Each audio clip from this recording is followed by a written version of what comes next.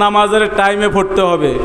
আপনি যদি বলেন আগামীকালকের ফজর নামাজ এখন পড়ি আমি শুয়ে যাব, ফজরের সময় উঠতে পারি কি না সন্দেহ আছে, নামাজ হবে না। কারণ কোরআনের আয়াত ইন্না সালাতা কানাত আলাল মুমিনিনা কিতাবাম মাওকুতা, নির্দিষ্ট টাইমে নির্দিষ্ট নামাজ পড়ো। আসরের টাইমে আসর, মাগরিবের টাইমে মাগরিব, জোহরের টাইমে জোহর, ফজরের টাইমে ফজর, এশারের টাইমে এশার, এশারের টাইমে যদি কোন আমি জোহর পড়বো, জোহরের টাইমে যদি কোন মাগরিবে নামাজ পড়ে ফেলবো, হবে? সব মুফতি মুহাদ্দিস ফতোয়া দিবে নামাজ হবে।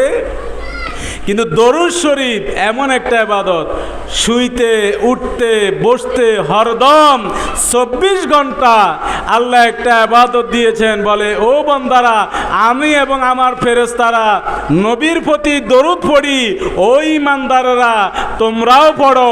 সল্লু আলাইহি ওয়া সাল্লিমু তাসলিমা, নবীর প্রতি দরুদও পড়ো এবং নবীকে সালামও দাও। জোরে সোরে বলুন সুবহানাল্লাহ। এই জন্য আমরা সুন্নি যারা, আমরা বসে দরুদ পড়ি, দাঁড়িয়ে নবীকে সালাম দিই। এটাকে আমাদের আঞ্চলিক ভাষায় মিলাদ শরীফ বলা হয়। কি বলা হয়? মিলাদ শরীফ বলা হয়। কিছু কিছু এলাকায় আছে, কিছু কিছু এলাকায় বেদাত বলে বন্ধ। তবে মূলত এটা দরুদ সালাম, কোরআনের ভাষায় দরুদ সালাম। এটা হরদম আল্লাহ এই ইবাদত বান্দার জন্য দিয়েছেন। আপনি অল টাইম দরুদ শরীফ পড়েন, এরকম একটা ছোট তসবিহ নিয়ে আপনার হাতের মধ্যে এরকম টিপ তসবিহ একটা নিয়ে হরদম আপনি দরুদ শরীফ পড়েন, আপনার জিন্দিগিতে অ্যাক্সিডেন্ট হবে না, গাড়ি আপনার উপর দিয়ে চলে যাবে। লঞ্চে থাকলে লঞ্চ ডুববে না, কারণ এই দরুদের ফজিলত। বিমানে থাকলে বিমান অ্যাক্সিডেন্ট হবে না, কোনো আপনার রিজিকের অভাব হবে না, অশান্তি থাকবে না।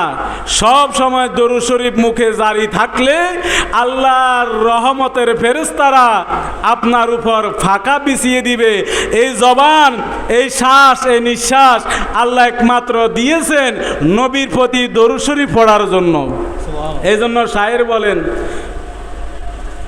কবিতার ভাষায় বলেন আপনার গোলামান মোহাম্মদ জানো देने से नहीं डरते हैं, ये सर कट जाया रहा जाए कुछ परवाह नहीं करते। अल्लाहुम्मा माशाल्लाह, सुंदर आवाज। ওয়ালা আলে সাইয়্যিদিনা, যে কথাটা বলে দাহান মে জবা, জবা তো জবান বুঝেন, এটা উর্দু আর কি। দাহান মে জবা তোমারে লিয়ে বদন মে হায় যা, तुम्हारे लिए हम आए वहाँ, तुम्हारे लिए उठे भी वहाँ, तुम्हारे लिए। अल्लाहुम्मा सल्ले माशाल्लाह मौलाना मुहम्मद वाला आले सय्यिदिना। কবি বলতেছেন আল্লাহ জবান, জীবন, যৌবন, দুনিয়া, আখেরাত সব কিছু দিয়েছেন নবীর জন্য।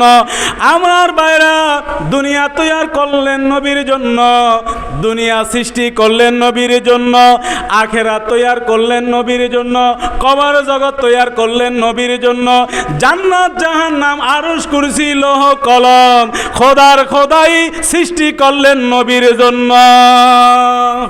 এই জন্য জবানটাও নবীর দিতে হবে, না হলে আল্লাহর দরবারে আসামি হয়ে যাবেন।